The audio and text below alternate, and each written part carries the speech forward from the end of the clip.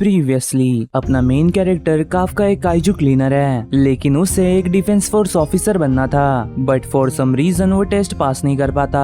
But उसे उसका new coworker Reno Ichikawa motivate करता है। तभी उनके काम पर एक काइजू उन पर अटैक कर देता है, जहाँ कैसे तैसे काफका रेनो को बचाता है और उस काइजू को अपने पीछे लगाता है। वही रेनो भी वापस आकर काफका को बचाने लगता है। बट वो दोनों मारे जाए इससे पहले काफका की चाइल्डहुड फ्रेंड मीना उसे बचा लेती है, जो कि डिफेंस फोर्स के 3rd डिवीजन की कैप्टन है। कुछ देर बाद रेनो की बातें सुनकर काफका फिर से डिफेंस फोर्स ज्वाइन करने का डिसाइड करता है। तभी उसके अंदर एक मिस्टीरियस काइजू घुस जाता है और उसे एक ह्यूमनॉइड काइजू में बदल देता है। वही उसे एक पेशेंट देख लेता है और डिफेंस फोर्स को जल्दी से कॉल लगाता है। वही मीना काफका को मारने के लिए अपनी स्क्वाड रेडी करती है। फिर हम एक फ्लैशबैक देखते हैं, जहाँ मीना काफका का मजाक उड़ा रही होती है। काफका कहता है कि ये चीज तुम किसी को मत बताना, नहीं तो मेरा नेबरहुड में मजाक उड़ाया जाएगा। तभी मीवा उसे कहती है कि थैंक यू, अगर हम एक साथ होंगे तो डरने की कोई बात नहीं। प्रेजेंट में मीवा सभी को बताती है कि काइजू को हॉस्पिटल में देखा गया है, उसके कोई प्रॉब्लम क्रिएट करने से पहले हमें उसे खत्म करना होगा। वही सभी को अनाउंसमेंट करके बताया जाता है कि योकोहामा में एक छोटा काइजू अपीयर हुआ है, इसलिए सभी लोग सिटी से निकल जाए या अपने घर के दरवाजे अच्छे से लॉक कर ले। मीनवाइल काफका को देखकर वो ओल्ड मैन बहुत डर जाता है। वही रेनो काफका को स्माइल करने कहता है, जिससे उस ओल्ड मैन को डर न लगे, लेकिन काफका ऐसा मुंह करता है जिसे देखकर वो ओल्ड मैन बेहोश हो जाता है। वही काफका उसे देखने जाता है, बट गलती से वो पूरी दीवार ही उड़ा देता है और रियलाइज करता है कि वो सच में एक काइजू बन गया है। तभी उनकी आवाजें सुनकर बाकी पेशेंट्स भी बाहर आ जाते हैं। रेनो उसे कहता है कि डिफेंस फोर्स यहाँ आती ही होगी और अगर तुम हॉस्पिटल में रहे तो और भी बड़ी प्रॉब्लम हो जाएगी, इसलिए जल्दी से काफका खिड़की से भागने जाता है, लेकिन वो फिर से पूरी खिड़की तोड़ देता है। उसे समझ नहीं आता कि उसकी बॉडी के साथ हो क्या रहा है। तभी कुछ नर्सेस उसे देख लेती है, इसलिए उन दोनों को खिड़की से नीचे कूदना पड़ता है। दूसरी ओर मीना की टीम को इन्फॉर्म किया जाता है कि वो काइजू हॉस्पिटल से भागकर इवैक्यूएटेड एरिया की तरफ जा रहा है। इधर रेनो को समझ नहीं आ रहा था कि वो काइजू सच में काफका है या नहीं, क्या वो सच में काइजू बन गया है। वो काफका से कहता है कि तुम ठीक तो हो ना। वही काफका के अंदर से अलग अलग टाइप के क्रिएचर्स निकल रहे थे।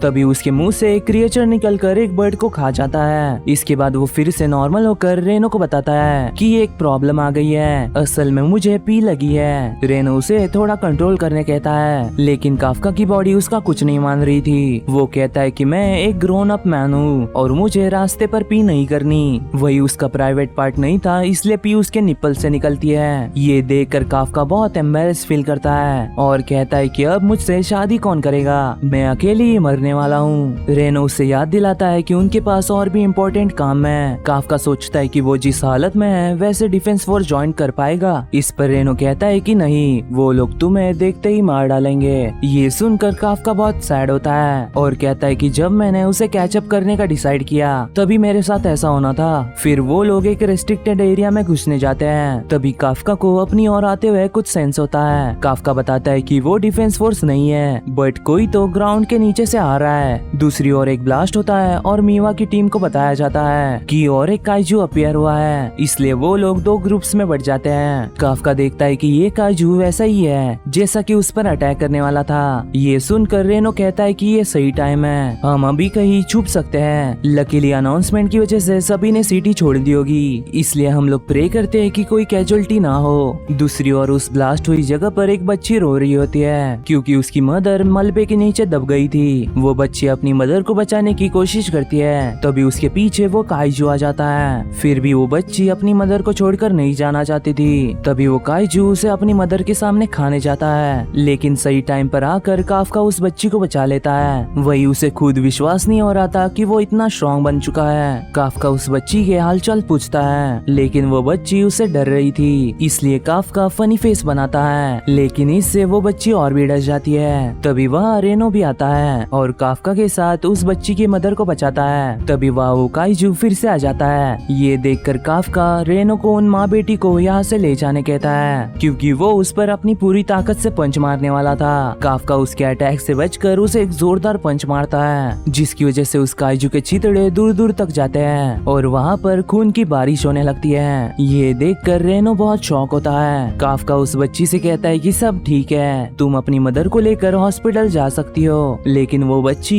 अभी भी उससे डर रही थी। इसलिए काफका उसे समझाता है कि डिफेंस फोर्स यहाँ आती होगी, इसलिए चिंता मत करो, मैं यहाँ से जा रहा हूँ। ये बोलकर वो वहाँ से जाने लगता है। तभी वो बच्ची उसे रोक कर कहती है कि थैंक यू मिस्टर काइजू। ये सुनकर काफका को फिर से अपना पास्ट याद आता है, जहाँ वो और मीना डिफेंस फोर्स ज्वाइन करने के सपने देख रहे थे। काफका देखता है कि अब वो मीना के साथ मिलकर लड़ सकता है। रेनो उसे बताता है कि मैंने एम्बुलेंस को कॉल कर दिया है और कोई यहाँ पर आए इससे पहले हमें यहाँ से निकलना होगा। इस पर काफका कहता है कि रेनो मैं हार नहीं मानूंगा, मुझे अभी उसके साथ होना चाहिए। कुछ देर बाद मीवा जब सीन पर आती है तब वो सिर्फ काइजू के चितड़े देखती है। फिर वो उस बच्ची से पूछती है कि तुमने किस तरह के काइजू को देखा है। काइजू का नाम सुनकर वो बच्ची बहुत डर जाती है, लेकिन मीना उसे कहती है कि चिंता मत करो, मैं सभी काइजूस को खत्म कर दूंगी। इस पर वो बच्ची कहती है कि मुझे प्रॉमिस दो कि तुम उस अच्छे काइजू को हर्ट नहीं करोगी जिसने मेरे मदर को बचाया है। ये सुनकर मीना बहुत शॉक हो जाती है। अगले दिन हमें पता चलता है कि काफका के काइजू को डिफेंस फोर्स ने एक कोड नेम भी दिया है, जो कि उन्होंने सिर्फ अभी तक 8 काइजूस को दिया था। काइजू नंबर 8 यानी काफका को सभी तरफ ढूंढा जा रहा था, लेकिन वो अभी तक किसी को नहीं दिखा था। रेनो देखता है कि इस इंसिडेंट को 3 महीने हो गए हैं और काफका ये पहला काइजू बन गया है जो कि डिफेंस फोर्स से बच गया, लेकिन इस कंट्री का हर डिफेंस ऑफिसर उसे ही ढूंढ रहा है। तभी रेनो का हायर अप उसे बताता है कि तुम्हारे लिए और काफका के लिए कुछ मेल्स आए हैं। वो आते ही साइट पर चला गया था, इसलिए ये तुम उसे दे दो। काफका के कलीग्स बताते हैं कि काफका हर साल एग्जाम देता है, लेकिन वो अभी तक पास नहीं हुआ, बट हमें उसे चीयर करना चाहिए। वही रेनो पहले ही अटेम्प्ट में पास हो गया था। फिर वो बाहर जाकर काफका का लेटर देखता है और खुशी से काफका को लेटर देने जाता है। काफका के कलीग्स कहते हैं कि काफका ने बहुत मेहनत की है और मैं चाहता हूँ कि वो इस बार पास हो जाए। फिर कुछ देर बाद रेनो काफका को लेटर देने जाता है, जहाँ काफका काइजू पर बैठकर अपना खाना खा रहा था। वो अभी भी अपने काइजू फॉर्म में था, इसलिए रेनो उसे डांट लगाता है। फिर काफका जल्दी से अपना मुंह पोंछने लगता है, लेकिन उसके दांत अभी भी वैसे ही थे, इसलिए रेनो उसे फिर से डांट लगाता है। वही वो याद करता है कि उस काइजू को मारने के बाद वो लोग वापस हॉस्पिटल गए थे, जहाँ उन्होंने बताया कि वो काइजू को देखकर भाग गए थे। फिर रेनो काफका को उसका लेटर दिखाता है, जहाँ काफका थोड़ा सा ही खुश था, क्योंकि वो सेकंड राउंड में ही ज्यादातर फेल होता है और उसे इस चीज की अब आदत हो गई है। इस पर रेनो कहता है कि अब तुम क्या करोगे,